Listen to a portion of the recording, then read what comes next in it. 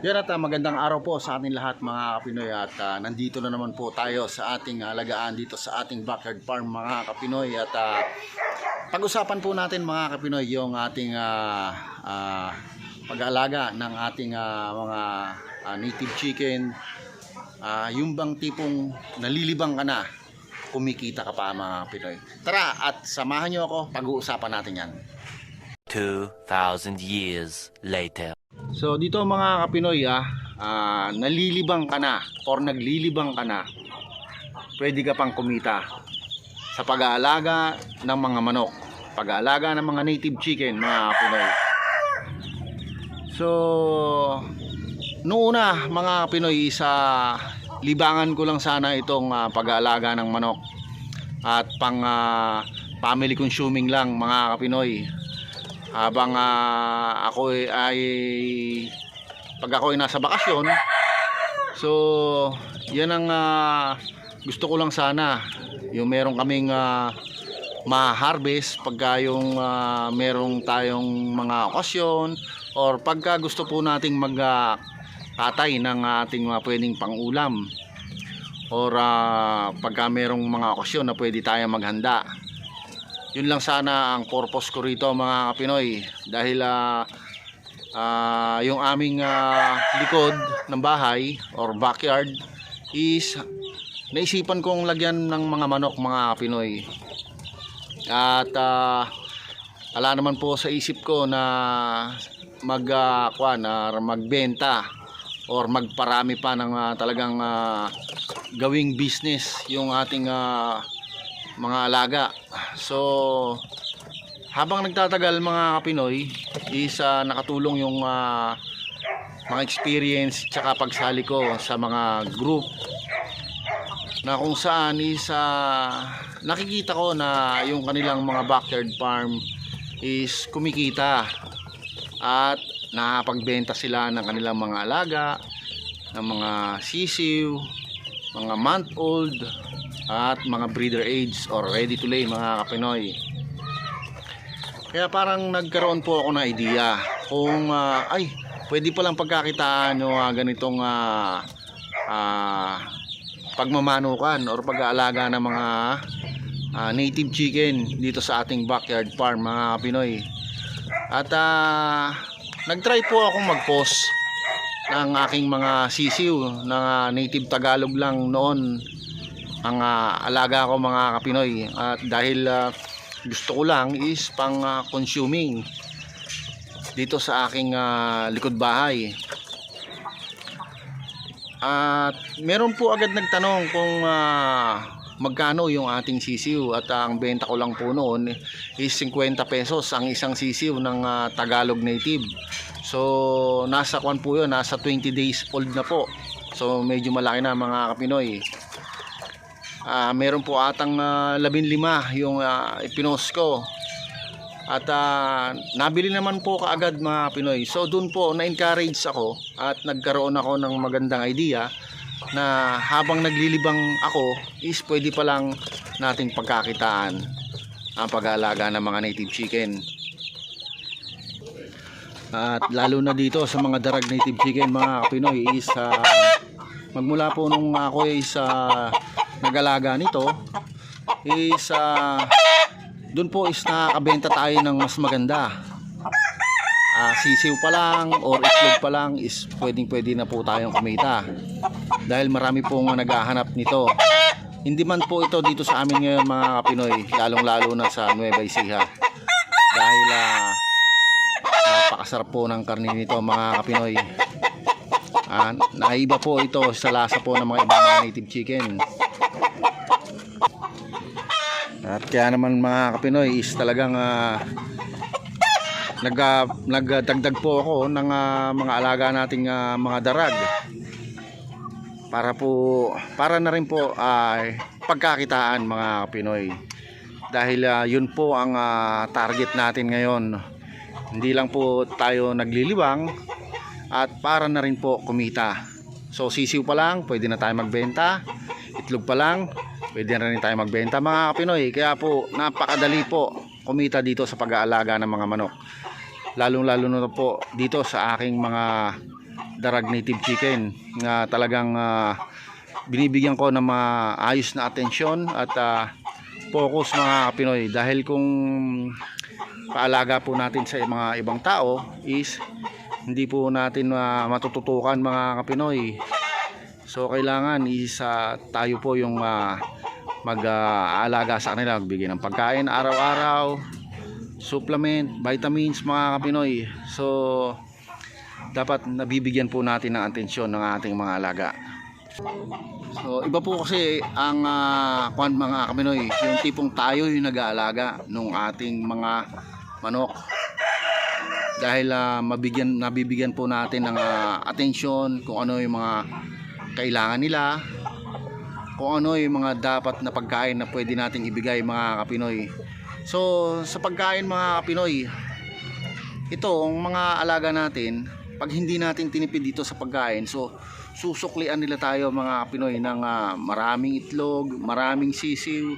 So pagka maganda po yung patoka, maganda po ang egg production na ibibigay nila sa atin mga Pinoy. Kunwari ang pinapakain mo lang isa darak lang, so hindi po sila mangingitlog ng maayos or maganda mga Pinoy, dahil wala silang nutrients na nakukuha kung ganun lang ang ipapakain natin.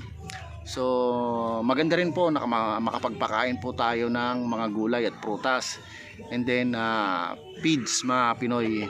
So ganyan po ako magpakain dito sa ating mga alaga mga Pinoy. So kung pagtitipid is nasa magandang pamamaraan po kung paano natin titipidin ang ating mga alaga na hindi naapektuhan yung kanilang egg production, para maganda pa rin po ang hatching rate ng ating mga mapipisang sisiw mga Pinoy.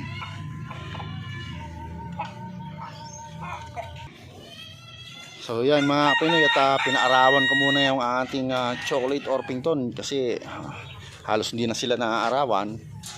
Ayan o. At ang laki po ng ating mga Orpington mga Pinoy. Ang lapad ng likod. Ayan yung hen po natin o. So ayan, makakayaan ko muna po silang makapagkahig-kahig dyan sa lupa para ma-exercise yung katawan nila.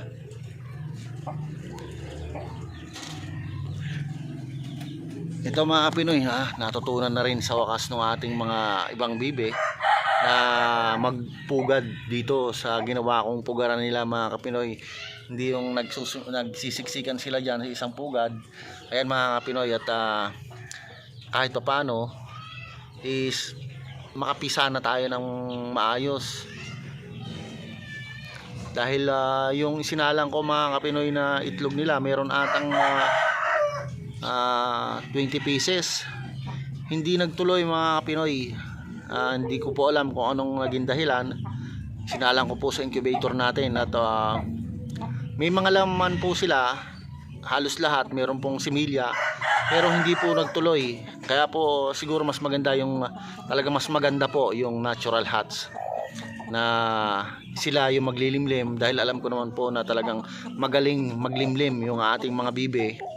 Kaya po ginawaan ko na naman po sila ng pugad, yung lalo na yung paglalagay ng dayami. Kaya ayan, at finally at meron na nakapangitlog na po dito sa may kabila. At hayaan ko po silang makapisa mga Pinoy, dahil nag-aaraw naman hindi naman na po umulan.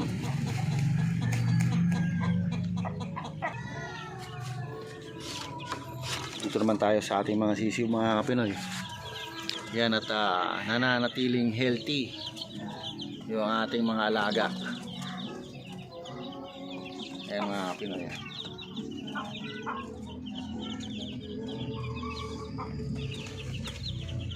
Silipin naman natin dito mga Pinoy yung itlog ng mga naka-pre-range natin mga Pinoy. Ayan o, ang dami mga Pinoy. Pabilangin po natin 5, 10, 13, 16 mga Pinoy, pero hindi pa lapang naglimlim. So marami pong inahin ng merong may-ari ng mga itlog na yan mga Pinoy. Siguro sa 3 inahin po yan. Iba-iba po sila. Yung Cobra at po yung 2 upgraded na native natin. Diyan na po sila umiitlog. Dati po kinukuha ko yung mga itlog niyan mga Pinoy at sinasalang ko. Pero ngayon gusto ko po natural na hatch kasi po mas maganda po yung pisa mga Pinoy at talagang napaka-healthy po nung ating mga mapipisang sisiw. Kaya po nilagay ko dito sa crates na to. Dati po walang kanyan mga Pinoy, wala pong dayami.